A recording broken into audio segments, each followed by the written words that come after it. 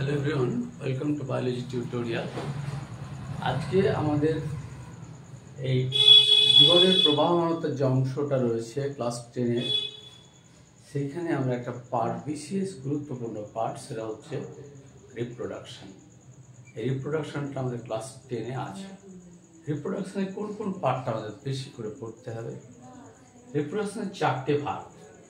একটা asexual reproduction, sexual reproduction, vegetative reproduction আর parthenogenesis. এটা তোমার ক্লাস 10-এর পাঠ্য বিষয়ের মধ্যে আছে।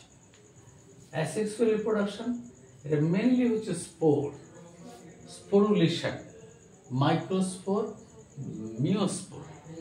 এই স্পোরুলেশন, স্পোর তৈরি হওয়া এবং সেখান থেকে আস্তে আস্তে স্পোরটা ধীরে ধীরে অ্যাক্টিভ হওয়া, অক্সিজেনের মাধ্যমে, জিবরালিন সাইটোকাইনের মাধ্যমে অ্যাক্টিভ হলো।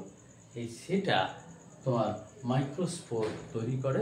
বিভিন্ন ক্ষুদ্রাতি ক্ষুদ্র যে উদ্ভিদ রয়েছে, যে বিভিন্ন ধরনের প্রাণী রয়েছে, তাদের ক্ষেত্রে আমরা স্পোরুলেশনকে দেখতে পাবো। অ্যামিবাও স্পোরুলেশন, হাইড্রা, তারপরে বিভিন্ন ধরনের নিমাটোড, এগুলো স্পোরুলেশন দেখা যায়। সেক্সুয়াল রিপ্রোডাকশন, মেল এবং female gamete combination. Sexual reproduction, male এবং ফিমেল গ্যামেট কম্বিনেশন। এখানে ফার্টিলাইজেশন মেন গুরুত্বপূর্ণ বিষয়। ফার্টিলাইজেশন একটা প্রসেস, যে প্রসেসে আমরা মেল গ্যামেট এবং ফিমেল গ্যামেটের একটা ফিউশন ঘটে। এইটা আমরা লক্ষ্য করতে পারি। উদ্ভিদের ক্ষেত্রে এটা গুরুত্বপূর্ণ বিষয়।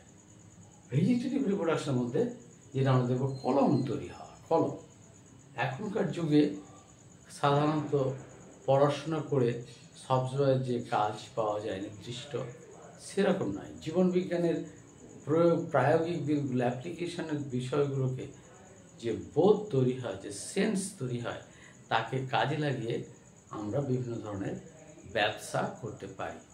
বিজনেস অ্যাটিটিউড আনতে হবে, যাতে আমার জীবনবিজ্ঞানের কিছু কিছু অ্যাপ্লিকেশনকে কাজে লাগিয়ে আমাদের সমাজের ক্ষেত্রে প্রয়োগ করে আমরা যেন পয়সা রোজগার করতে পারি, এবং তার সঙ্গে বিভিন্ন ধরনের প্রক্রিয়াগুলি জানা প্রয়োজন।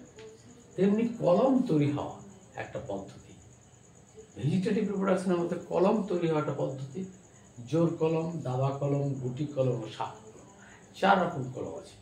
সিয়ন ও স্টক, এই দুটো প্রজাতিকে কাজে লাগিয়ে, সিয়ন একটা উন্নত ধরনের উদ্ভিদ অঙ্গ, উন্নত উদ্ভিদের একটা বিশেষ অঙ্গ, তাকে কাটিং ভি শেপ্ট বা ডব্লিউ শেপ্টে কাটিং করে তাকে আবার স্টকের মধ্যে প্রথিত করা, এবং সেকে ভালো করে তোমার বিভিন্ন সুতো দিয়ে বেঁধে ওকে জলের ব্যবস্থা করা, নিয়মিত জল। তাহলে সেলগুলো, যেগুলো কাটা সেল, সেগুলো যাতে আস্তে জার্মিনেশন হতে পারে।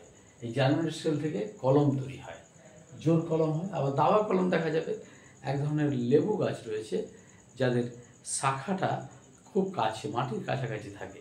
ওই শাখাটাকে ঠিক মতো বাঁকিয়ে মাটির মধ্যে ঢুকিয়ে দিয়ে কিছু অংশ কেটে দিলে, আলতোভাবে তার স্কিনটা কেটে দিলে, তার জলের ব্যবস্থা করলে, তখন আস্তে আস্তে সেই অংশ থেকে শেকড় বেরোয়, মানে মূল বেরোয়।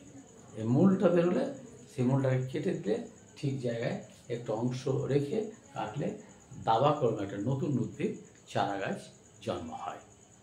আবার গুটি কলম, গুটি কলমের সাথে দেখা যাবে যে একটা গাছের ডাল আরেকটা গাছের ডালের কাছাকাছি আসছে।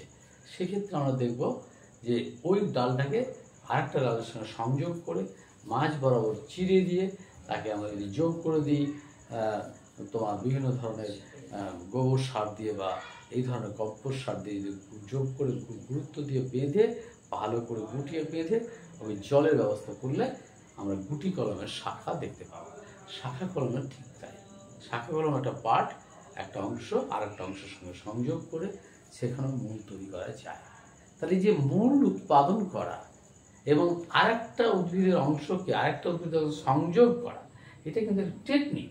এই টেকনিক কিছু কলম তৈরি, যার ফলে কী হয়, অনেক বেকার ছেলে বর্তমানে এই টেকনিকগুলো প্রয়োগ করে খুব আয়াসে, খুবই অতি অল্প খরচের মধ্যে কলম উৎপাদন করতে পারছে। কলম উৎপাদন করলে কি হচ্ছে, এই কলমগুলো বিভিন্ন জায়গায় রোপণ করলে খুব অল্প সময়ের মধ্যে গাছ তৈরি হচ্ছে। সেই গাছ থেকে খুব তাড়াতাড়ি ফল পাওয়া যাচ্ছে। যেমন ধরো একটা গুটি আম গাছ হয়তো 10-12 বছর পর একটা ফল দেয়, কিন্তু গুটি কলম তৈরির মধ্যে যে আম গাছ সেটা কিন্তু অতদিন সময় লাগে না, 2 থেকে 3 বছরের মধ্যে তুমি আম পেয়ে যাবে। এই যে খুব তাড়াতাড়ি ফসলটা পাচ্ছ, ফলটা পাচ্ছ, এটা কিন্তু একটা জোর কলমের পজিটিভ দিক।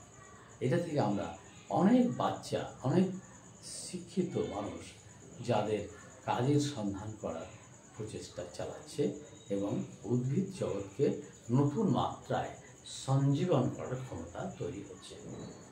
এবার পার্থেনোজেনেসিস আরেকটা পদ্ধতি, জননের আরেকটা পদ্ধতি কি, ওয়াস্প এবং বিজ এবং অ্যান্ট, এগুলো এই সমস্ত প্রাণীগুলো, ছোট ছোট প্রাণীগুলো, এরা কিন্তু অনেক সময় অনিষিক্ত ডিম্বাণু উৎপাদন করে। অনিষিক্ত ডিম্বাণু নিষিক্ত হওয়ার সময় পায় না।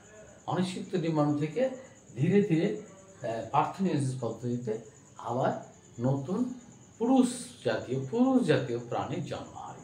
পুরুষ জাতীয় প্রাণীর জন্ম হয় এবং সেখান থেকে ধীরে ধীরে একটা জীবনচক্র শুরু হয়ে যায়।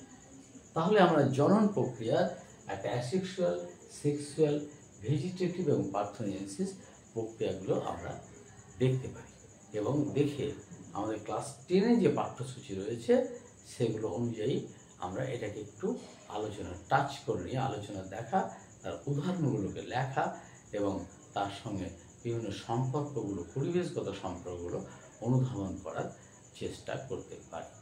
আমাদের এইটুকুই পাঠ্যসূচিতে রয়েছে ক্লাস 10-এ। তোমাদের ধন্যবাদ আমার এই ভিডিও দেখার জন্য। তোমরা ভালো থেকো, সাবস্ক্রাইব করো।